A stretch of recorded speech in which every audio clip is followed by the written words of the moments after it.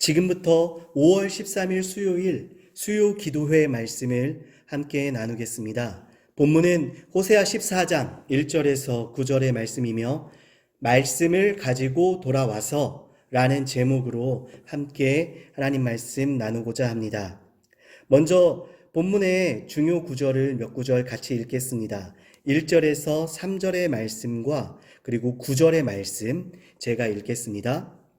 이스라엘아, 내 하나님 여호와께로 돌아오라. 내가 불의함으로 말미암아 엎드러졌느니라.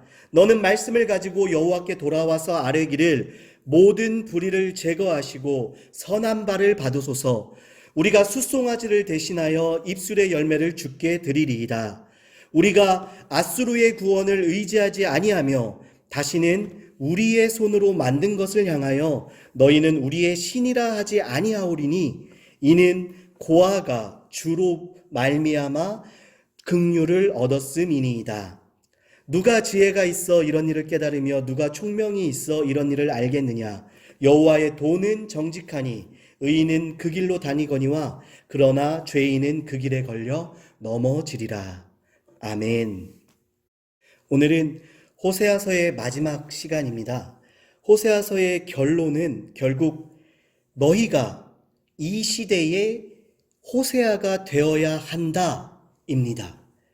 바로 우리들이 이 시대에 호세아가 되어야 한다라는 말씀을 우리들에게 전달하고 있습니다. 그렇다면 우리는 왜 그 일을 감당해야 할까요? 우리를 살리신 우리 주 예수 그리스도께서 우리에게 그렇게 하셨기 때문입니다.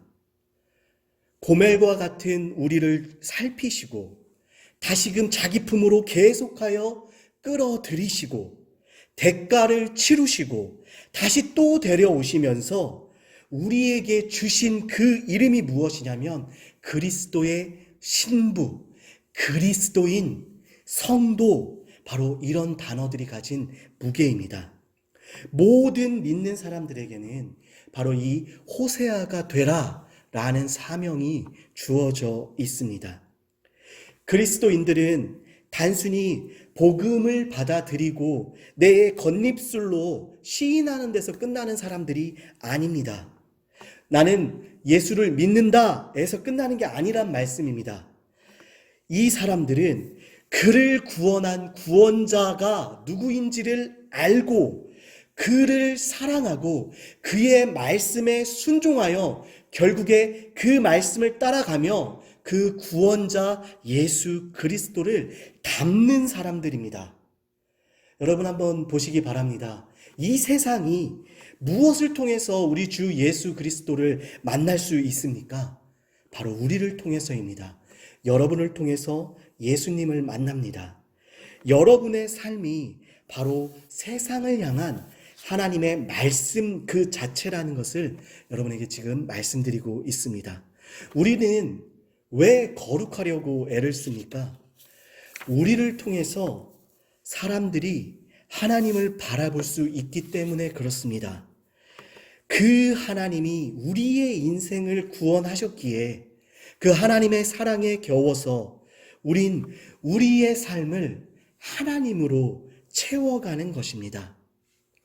그렇기 때문에 우리는 거짓말을 하지 않고 누군가를 증오하지 않고 차별하지 않고 때리지 않고 사기치지 않고 비록 그 하나님의 도에 우리가 도달하기에는 너무나도 부족하지만 그나마 바른 사람이 되려고 애써보는 것, 그나마 하나님의 성품을 따라 공의로운 사람이 되보고자 하는 것, 정의로운 사람이 되기 위해서 힘쓰는 것, 내 모습에서 사랑이라는 단어가 조금이라도 발현되는 사람으로 살고자 애쓰는 것입니다.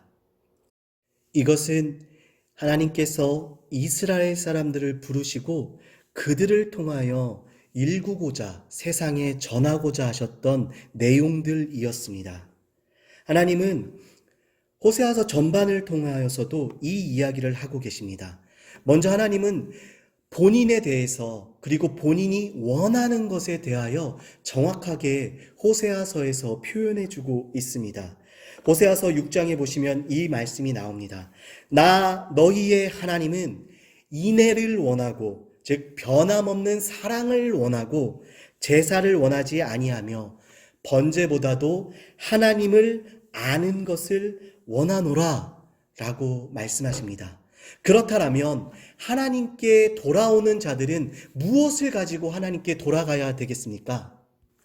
바로 인애, 즉 하나님에 대한 변함없는 사랑, 그리고 또 한 가지 하나님을 알고자 하는 마음, 바로 이 두 가지가 말씀을 가지고 여호와께 돌아와서에서 표현하고 있는 말씀에 속한 부분들입니다. 인애, 그리고 하나님을 알고자 하는 마음, 이것이 바로 말씀입니다. 떠났던 자가 돌아온다라고 하는 것은 상대방이 원하는 모습으로 바뀌겠다라는 결단을 의미합니다. 그리고 상대방이 원하고자 하는 그 무언가를 해결해 주고자 하는 그런 상태, 바로 이것이 있어야 진정으로 돌아온 사람의 모습이 될 수 있는 것입니다.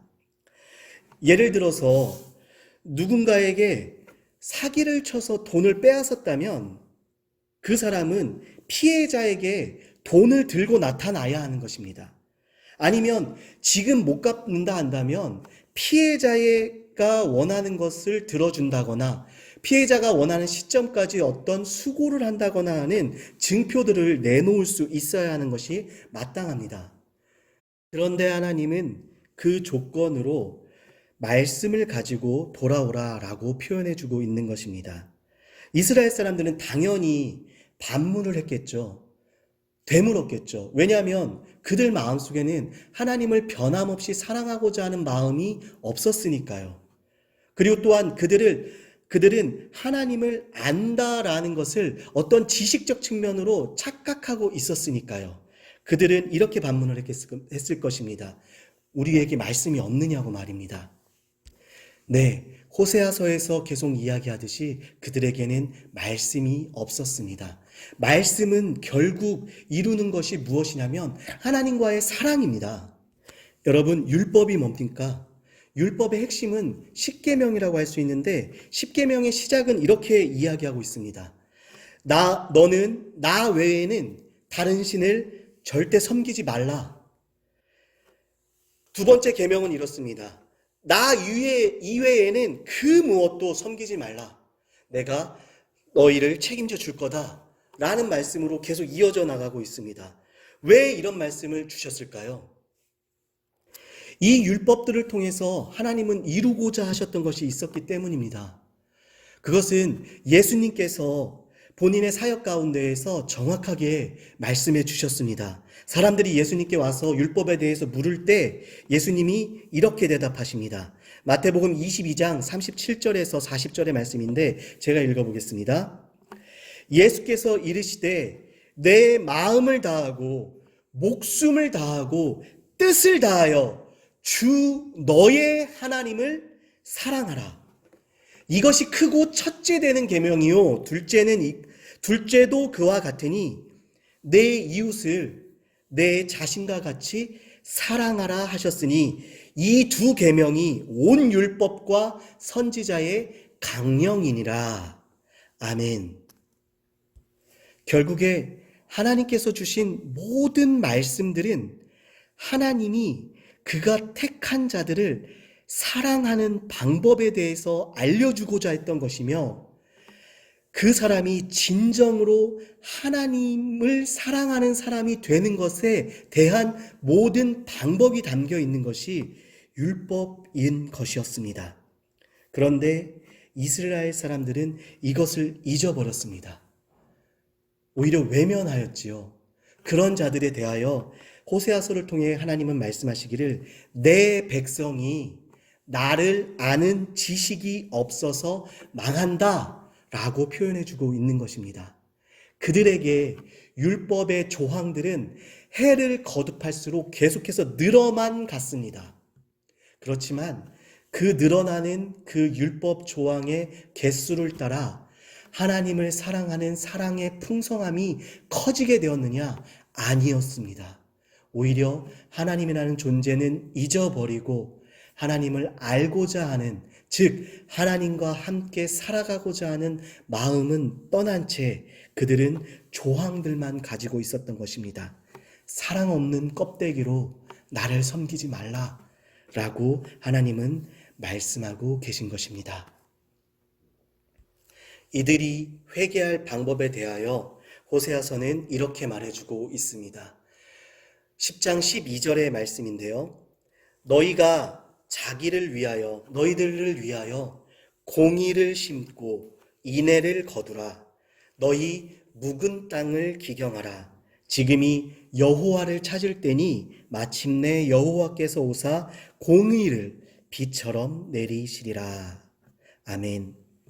하나님의 은혜가 계속 임한다 할지라도 우리 마음속 깊이 있는 우리의 묵은 땅이 기경되지 않으면 그 은혜는 뿌리 내릴 수가 없다라는 말씀입니다.